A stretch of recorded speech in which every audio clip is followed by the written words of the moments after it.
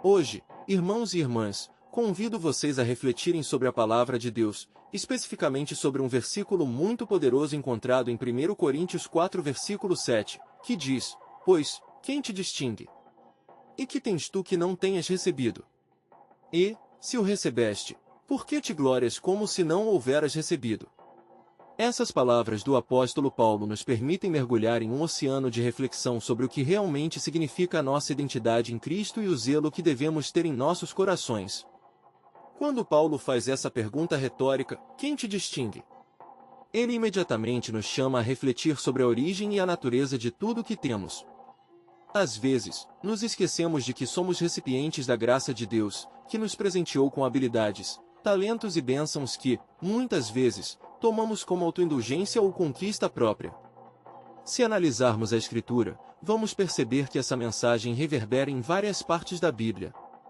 Por exemplo, em Tiago 1 versículo 17, encontramos o seguinte: Toda boa dádiva e todo dom perfeito vem do alto, descendo do Pai das luzes, em quem não há mudança nem sombra de variação. Aqui, Tiago nos lembra que tudo o que temos é um dom divino, algo que devemos reconhecer e, por conseguinte, ser gratos.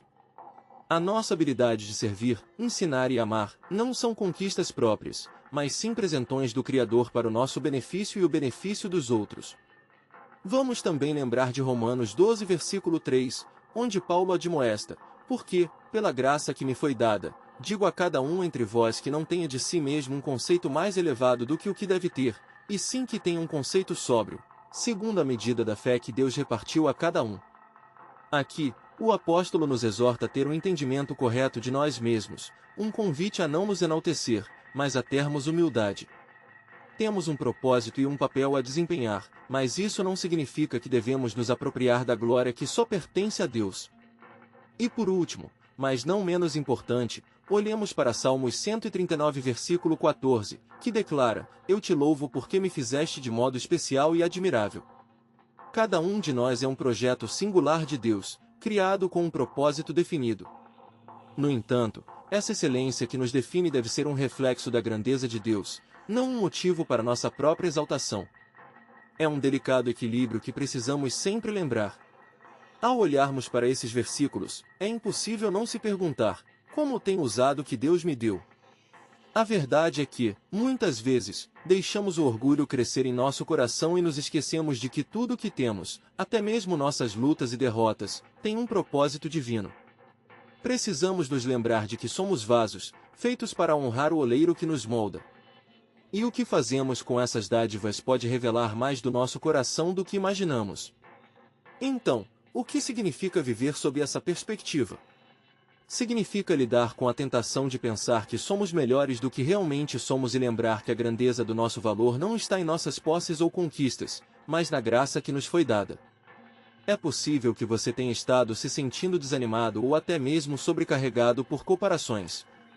Você pode estar se perguntando: por que outras pessoas parecem ter mais bênçãos do que eu? É aqui que precisamos entender o conceito da graça. Tomemos um momento agora para refletir sobre um aspecto de nossas vidas onde Deus nos chamou a servir, a dar e a amar. Que tal adaptar seu olhar para enxergar essa grandeza divina que habitualmente desprezamos? Eu encorajo você a tomar uma atitude em resposta a essa graça. Que tal começar a praticar a gratidão, reconhecendo cada pequeno detalhe de sua vida que reflete a bondade de Deus? Ao fazer isso, você não apenas cultiva um espírito de humildade, mas também troca a ansiedade pela alegria, o medo pela paz. Assim, deixamos de lado o fardo do orgulho, e encontramos liberdade em servir, em amar e em viver para a glória de Deus. Portanto, que nesta semana, você possa ser desafiado a fazer boas obras, servindo ao seu próximo, e a nunca esquecer de que cada ato que realiza, por menor que possa parecer, é um reflexo do presente que lhe foi dado. E assim, meus queridos, que possamos viver, não como aqueles que se gloriem do que têm, mas como humildes servos que honram o Senhor com tudo o que receberam. Que Deus nos abençoe e nos fortaleça nessa jornada de fé. Amém.